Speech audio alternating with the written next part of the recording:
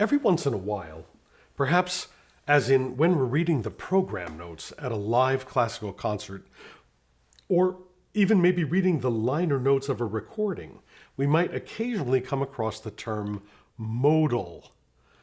What does this refer to? I'm George Mariner Mall, Artistic Director of the Discovery Orchestra, where we teach listening skills that help people connect with classical music. And if you're already connected, we hope the listening skills we teach will deepen that connection for you. This Discovery Orchestra chat is entitled, Did You Say Modal? Before we launch into what the word modal means, I just want to comment on the reading of program notes. Hopefully, if you read program notes at either live concerts or when you play recordings for yourself, I hope that you do this before the music begins. Why do I emphasize this? Well, I trust that we all know that if we're reading the program notes as the music is being performed, then we can't really give the music our complete, undivided attention, and we will miss musical information which is essential to our appreciating what may happen next in the music, maybe like the chord changes that I spoke about in another one of these chats. The word mode is just another name for scale. And as many of you who have studied the piano and other instruments know, a scale is an arrangement of a set number of pitches in a very precise consecutive order. The most common scales or modes in our system have 7 pitches. And when we practice these, we often play one more pitch, an 8th one, which sounds very much like the first one.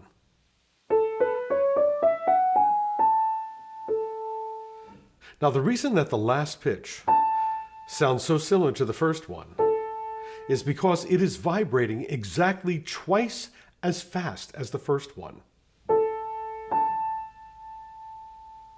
This A is vibrating at 440 cycles per second. And this A, 8 pitches above the first one, is vibrating at 880 cycles per second.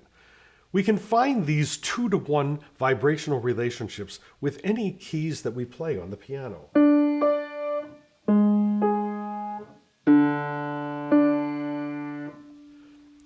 The most common scales or modes used in our music system are the major scale,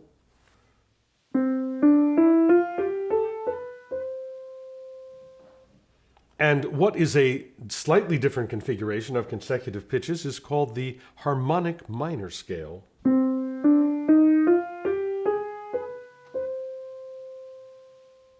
If the scales that are so familiar to us are also called modes, then what are program annotators talking about when they say a composer has created a modal composition or a modal passage of music? They are usually referring to the fact that the composer has used one of the less common scales or modes. And what might some of those be? Well, they've been around for a long, long time, thousands of years, in fact. The Greeks named some of these sequential arrangements of pitches. They each have their own unique sound, and the Greeks believed that each of them had a different affect on the human personality. Here are some examples. Here's the Dorian mode.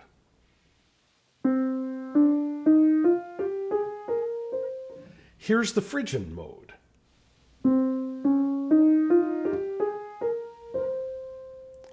The Greeks named what we call the major scale the Ionian mode.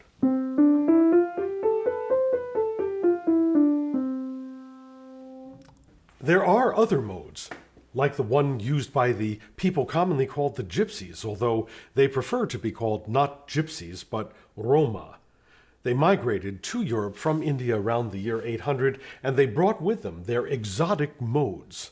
Listen to this one, sometimes called the Hungarian mode, because so many of the Roma lived in Hungary.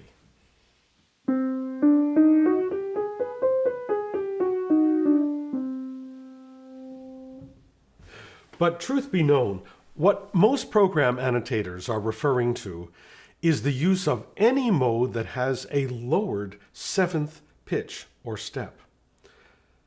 Can you sense how close the seventh pitch is to the eighth one in our major and harmonic minor scale? The distance between the seventh and eighth scale step, in fact, is the smallest distance that there can be between two pitches in our Western musical system. That's in this, the major scale, and also the harmonic minor. Now, the next larger, but still very small distance we can have between two pitches is this one, as in the Dorian mode. Melodies are often said to be modal when they feature this lowered seventh step. So when we encounter the lowered seventh step in a modal melody, it sounds and feels different. I'll play part of a melody by Gabriel Fauré, and I'll play it first as he did not write it. I'll do it with the normal distance between the seventh and eighth scale step.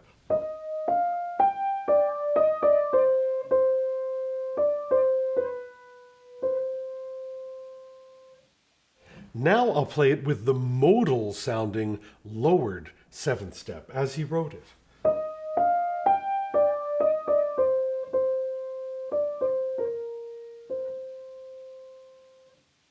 Chords, which I've spoken about in other chats, are created based on the scales or modes of a given piece of music. We say that a piece of music is written in the key of C minor, that is based on the C minor scale. And the chords are based on those scales. So taking one of the most common pairs of chords, let's compare these chords in C minor, again, with the distance between the seventh and eighth scale step being the closest ones.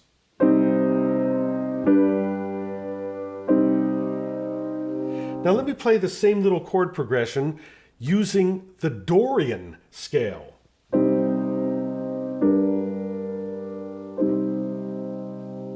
Doesn't that sound and feel different? Let me play them again side by side. First, C minor, C Dorian.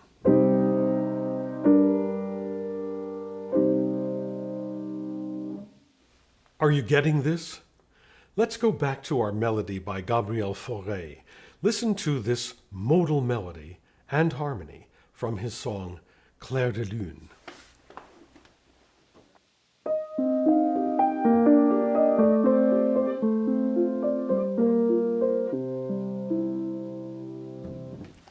Why do composers abandon the commonly used major and harmonic minor scales and use one of these other modes?